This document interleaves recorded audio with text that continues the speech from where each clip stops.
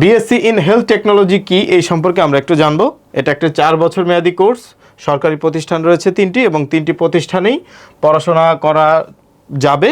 3টি প্রতিষ্ঠানের যে কোনো একটিতে পড়াশোনা করা যাবে। সেক্ষেত্রে আমরা দেখে নিই যে কী প্রতিষ্ঠান আমাদের রয়েছে। ঢাকা আইএসটি, এটা ঢাকা বিশ্ববিদ্যালয়ের অধিভুক্ত একটি প্রতিষ্ঠান, এবং রাজশাহী আইএসটি, এটি রাজশাহী বিশ্ববিদ্যালয় মেডিকেল বিশ্ববিদ্যালয়ের অধিভুক্ত একটি প্রতিষ্ঠান, এবং জনস্বাস্থ্য institute of public health IPH Dhaka, এটি ঢাকাতেই অবস্থিত।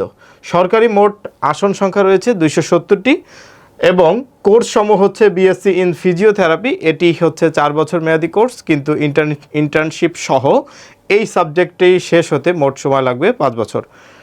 এবং অন্য যে সাবজেক্টগুলো রয়েছে, BSc in laboratory, BSc in radiology and imaging এবং বিএসসি ইন ফুড সেফটি, এই সাবজেক্টগুলো যথাযথ 4 বছরেই আমাদের শেষ হবে। অর্থাৎ পরবর্তী 3টি সাবজেক্টের কোর্স 4 বছরেই শেষ হবে।